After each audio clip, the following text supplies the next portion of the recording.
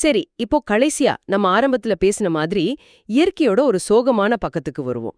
நியூசிலாந்துல 2 டசனுக்கும் மேல பைலட் திமிங்கலங்கள் கரை ஒதிரி இறந்து போயிருக்குன்னு சொன்னீங்க.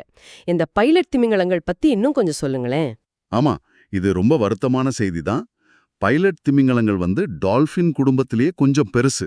2 வகை இருக்குன்னு சொன்னேன் இல்லையா? குறுகிய துடுப்பு, நீண்ட துடுப்பு. ஆமா. குறுகிய துடுப்பு வகை சூடான தண்ணியிலையும், நீண்ட துடுப்பு வகை குளிர்ச்சியான தண்ணியிலையும் இருக்கும். பசிபிக், அட்லாண்டிக், இந்திய பெருங்கடல்னு பரவலா காணப்படும். இதுக்கு ஒரு மாதிரி உருண்டையான நெற்றி, சின்னதா ஒரு மூக்கு மாதிரி அமைப்பு, மெலிசான கூர்மையான துடுப்புகள் இருக்கும். சைஸ் சுமார் 4 to 6 மீட்டர் நீளம். ஆண்கள் கொஞ்சம் பெருசா இருக்கும்.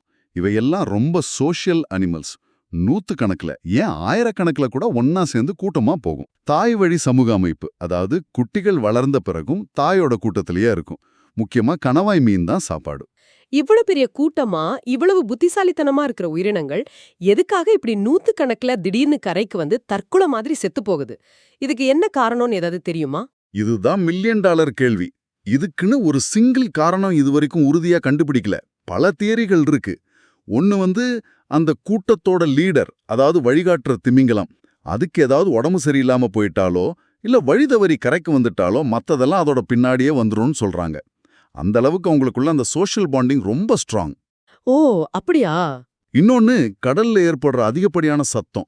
உதாரணத்துக்கு பெரிய கப்பல்களோட சத்தம், இல்ல நேவி பயன்படுத்துற சோனார் கருவிகளோட சத்தம். இது அதோட நேவிகேஷன் சிஸ்டத்தை, அதாவது வழி கண்டுபிடிக்கும் திறனை பாதிக்கலாம். இல்ல கடல் நீரோட்டத்துல ஏற்படுற திடீர் மாற்றம், இல்ல கடல்ல கலக்கிற விஷத்தன்மை கொண்ட பொருட்கள் கூட காரணமா இருக்கலாம்னு சந்தேகப்படுறாங்க. இது இன்னும் முழுசா புரியாத ஒரு புதிர்னே சொல்லலாம். ஆனா இந்த மாதிரி நடக்கும்போது அந்த குறிப்பிட்ட திமிங்கல கூட்டத்துக்கு அது ஒரு பெரிய இழப்பு. ஐயூசிஎன் ஸ்டேட்டஸ் படி இது குறைந்த கவலை லீஸ்ட் கன்சர்ன் பிரிவுல இருந்தாலும் இந்த மாதிரி தொடர்ந்து நடக்கிறது கவலைக்குரிய விஷயம்தான். இயற்கை சில சமயம் ரொம்ப புதிராவும் சோகமாவும் இருக்குது.